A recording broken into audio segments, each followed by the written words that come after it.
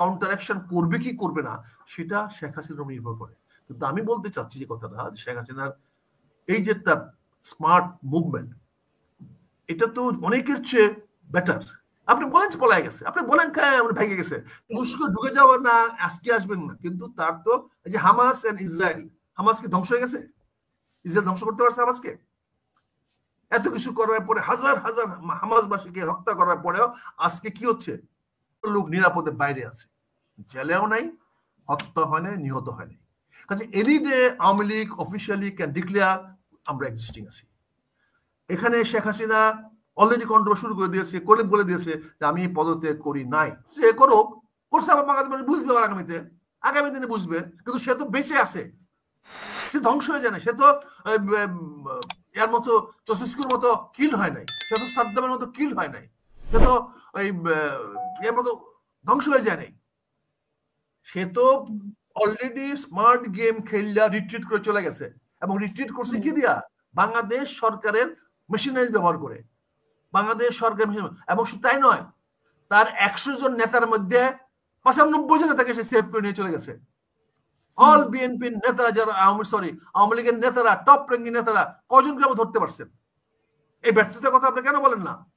কজন ধরতে পারছেন আপনি? তার মানে শেখ হাসিনা ইজ ওয়াইজলি এবং ক্লেভারলি, স্মার্টলি, সে শুধু নিজে সরে যায় না যুদ্ধক্ষেত্র থেকে, সে তার সকল সাঙ্গ পাঙ্গ থেকে সরায় নিয়ে আসছে এবং নিয়ে এসে চলে গেছে। এখন ফিরে যাচ্ছে কারা? ফিরে যাচ্ছে সরকারি কিছু কর্মচারী, ফিরে যাচ্ছে কিছু অফিসার, পুলিশের, আর্মির, প্রশাসনের। কিন্তু রাজনীতিবিদরা তো সরে গেছে। আর জেলা পর্যায়ে দেখেন আওয়ামী লীগের কোন নেতার কাছে এখনো আপনারা যান নাই। উপজেলা পর্যায়ে কোন নেতা বিন্দু 300 এমপির মধ্যে বুধ আপনারা এই পর্যন্ত 30 জন এমপি কে ধরেন নাই, অ্যাকশন নেন নাই। তার মানে কি? এগুলো সবকিছু জট করার না। ফলে শেখ হাসিনা রিট্রিট করেছে, এবং আগামী দিনে আসতে পারবে কি পারবে না সেটা আমার বিবেচ্য বিষয় না। কিন্তু শেখ হাসিনা আসার চেষ্টা করার ক্ষমতা তো রাখে। সে তো এমন একটা অবস্থানে আছে যেখান থেকে আজকে 5 মাস 6 মাস চলে গেল, ইন্ডিয়ার কাছে একটা কথা বলাতে পারলেন না যে ঠিক আছে আপনারা দেখেন, যদি বিচার হয় দেখবো, সহযোগিতা করবো। সে বলছে সে আমাদের মেহমান, সে আমাদের সাথে থাকবে। যেমন তিব্বতের মেহমান দালাই লামা আছে, থাকবে, সে পরিষ্কার বলে দিয়েছে থাকবে। থাকার পরে সে আবার তার কাউন্টার অ্যাকশন করবে কি করবে না সেটা শেখ হাসিনার উপর নির্ভর করে। কিন্তু আমি বলতে চাচ্ছি যে কথাটা, শেখ হাসিনার এই যে তার স্মার্ট মুভমেন্ট, এটা তো অনেকের চেয়ে বেটার। আপনি বলেন পলায় গেছে, আপনি বলেন ভেঙে গেছে, ঠিক আছে, আপনি কনসোলেশন পাইলেন, কিন্তু সে তো তার যুদ্ধক্ষেত্র থেকে সে রিট্রিট করতে পারছে, সে তার পরাজয়টাকে এড়াইতে পারছে। সে তো পরাজিত হয় নাই, সে সরে গেছে। You cannot say she is defeated. সরে যাওয়াকে আপনি পরাজয় মনে করছেন না? যে ছাত্রদের আন্দোলনে টিকতে না পেরে আমরা তো যুদ্ধে শিখছি 4টা জিনিস। ছাত্রদের আন্দোলনে টিকতে না পেরে উনি চলে গেছেন, সে রিট্রিট করছে, খেয়ে যেতে পারেননি, সে তো পরাজিত হয় না, রিট্রিট করছে। সে তো টিকতে পারে নাই আপনি মনে করছেন। তাহলে পরাজয় কিভাবে হতো? আপনার কাছে আমার প্রশ্ন, তাহলে আপনি কিভাবে হলে পরাজয় মনে করতেন? পরাজয় কাকে বলে? পরাজয় তো she has to be confined, she has to go to jail, তাকে আটক করতে হবে। আপনি আটক করতে পারছেন তাকে? উনি তো সেই সুযোগ দেয়নি, উনি তো তার আগেই পালিয়ে গেছেন। সুযোগ, সেটাই তো তার দক্ষতা, সেটা তো সে করতে পারছে। আপনি বুকার মতো তাকে ছেড়ে দিচ্ছেন, কার বুকামে? সে কি দৌড়ে গেছে?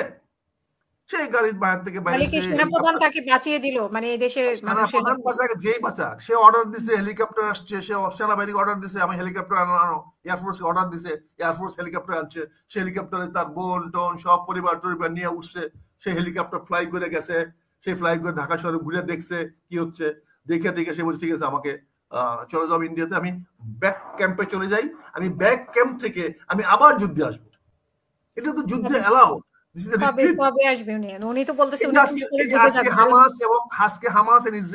আরো 3 মাস আগে বলেছে যে উনি টুস করে ঢুকে যাবে, তো ওনাকে তো আমরা ঢুকে যাওয়ার না আজকে আসবেন না, কিন্তু তার তো এই যে হামাস এন্ড ইসরায়েল, হামাস কি ধ্বংস হয়ে গেছে? ইসরায়েল ধ্বংস করতে পারছে হামাসকে? এত কিছু করার পরে, হাজার হাজার হামাসবাসীকে হত্যা করার পরেও আজকে কি হচ্ছে? আজকে হামাসের সঙ্গে সন্ধি চুক্তি করতে হয়েছে। এটা from the Israel point of view is a defeat for the Israelis. ফলে ইসরায়েলের ডিফেন্স যুদ্ধমন্ত্রী পদত্যাগ করেছে, because it is a defeat for them. But হামাসের জন্য এটা বিজয়, কিন্তু ভেরি কস্টলি বিজয়।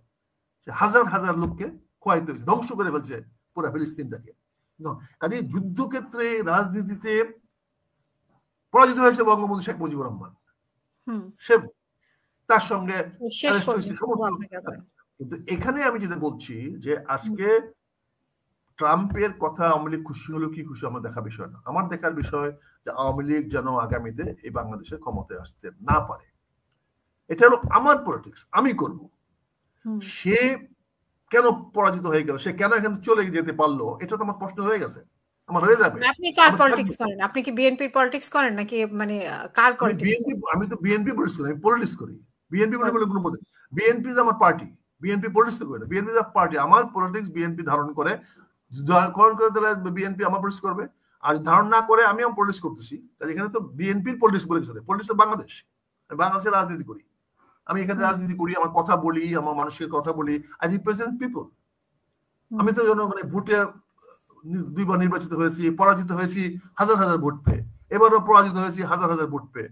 জামানত বাজেয়াপ্ত হয়েছে সেটা সরকারের ইয়ার কারণে, যেহেতু তারা জাল ভোট দিয়ে গেছে। কিন্তু আমার তো হাজার হাজার ভোট আছে, আমাকে তো লোক ভোট দিয়েছে, এরা তো বাংলাদেশে বাইচে আছে, আগামী সুযোগ পেলে হয়তো আবারও ভোট দেবে। আই রিপ্রেজেন্ট পিপল, আমার তো পলিটিক্স আছে। আমি তো প্রার্থী হিসাবে, আমি তো ইন্ডিভিজুয়ালিও দেখেছি যে আমার ইন্ডিভিজুয়ালি আমার ভোট আছে কিনা, আমি দেখছি ইন্ডিভিজুয়ালি আমার ভোট আছে। আমার এলাকাতে আমি মেজরিটি এখনো এনজয় করি, আমি ভোট, আমি ব্যক্তি না। আমি আপনার মতো একজন মানে আমি কাজে আমি বলছি, আমি আবারও পরিষ্কার করতেছি, আপনাকে পরিষ্কার করে দিচ্ছি, আওয়ামী লীগ খুশি হলো কি না হলো আমার দেখার বিষয় না। আমি একজন জাতীয়তাবাদী শক্তি হিসাবে আওয়ামী লীগ আমাকে অত্যাচার করেছে, বিভিন্ন ভাবে আমাকে করেছে। আমরা আওয়ামী লীগকে বোঝানোর চেষ্টা করেছি, হিতে বিপরীতে আন্দোলন করার চেষ্টা করেছি, পারি নাই। বৈষম্য ছাত্র আন্দোলন ইন ডিসগাইজ আন্দোলন করে তাকে হটাইছে, আমি তাদেরকে ধন্যবাদ দিই।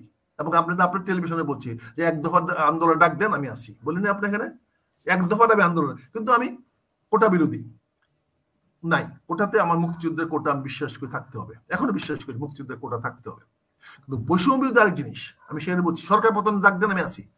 এখনো আমি মনে করি আওয়ামী লীগকে আমি আসতে দিতে চাই না, আমি রাজনীতিতে তাকে পুনর্বাসন করতে চাই না, তাকে প্রতিহত করতে হবে।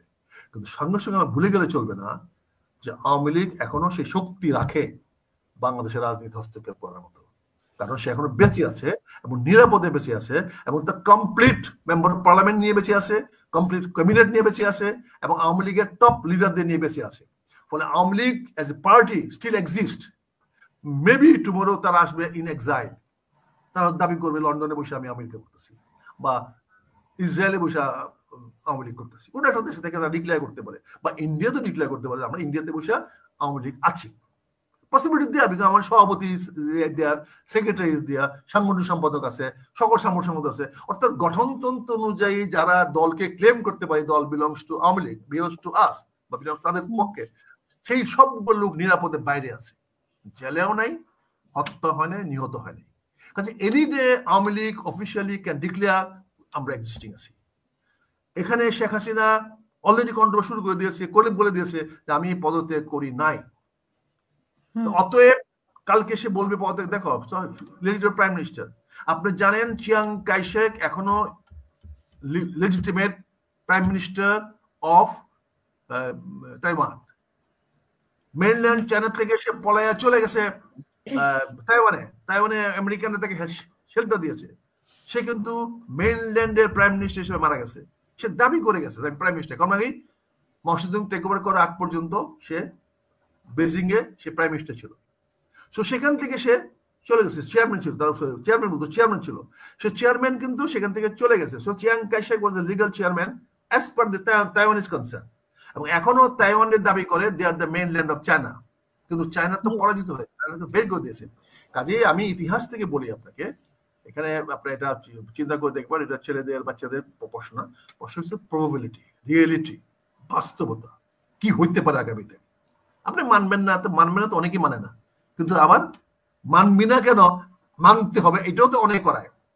আজকে আমাদের করাতেছে না, মানতেছে না। আজকে রাস্তাঘাটে ধরে পোলাপান, হ্যাঁ ধর ধর, বুঝছেন না, ধর ধর করে কারে ধরতেছে কেউ জানে না, নিরীহ মানুষ মরতেছে, এটা বিচার হচ্ছে বলেন? কাজে মানবে না মানি না এটা করুন। রাজনৈতিক ভাবে যদি আপনি দেখেন, রাজনীতি বিশ্লেষণ করেন, তাহলে শেখ হাসিনা বাংলাদেশের আগামী দিনের রাজনীতির potential threat. Don't forget this. Kalimullah sir, I hope, আমি জানি না আপনি এগ্রি করবেন কিনা। অসংখ্য ধন্যবাদ।